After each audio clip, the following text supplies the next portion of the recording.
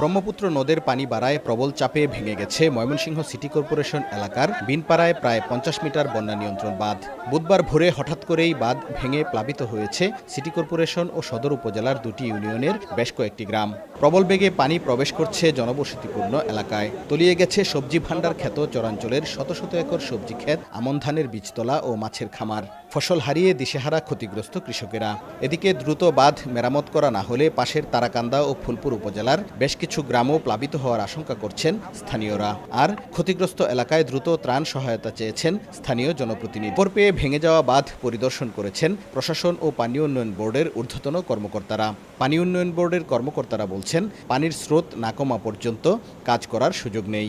পানি উন্নয়ন বোর্ড সূত্রে জানা গেছে, ২০০১ সালে চর ভবানীপুর থেকে বোররচর ডিগ্রিপাড়া পর্যন্ত ব্রহ্মপুত্র নদের পারে ২৩ কিলোমিটার বন্যা নিয়ন্ত্রণ বাঁধ নির্মাণ করা হয়। নির্মাণের পর থেকে এখন পর্যন্ত বাঁধটি একবারও সংস্কার করা হয়নি। হারুনুর রশিদ, সময় সংবাদ, ময়মনসিংহ।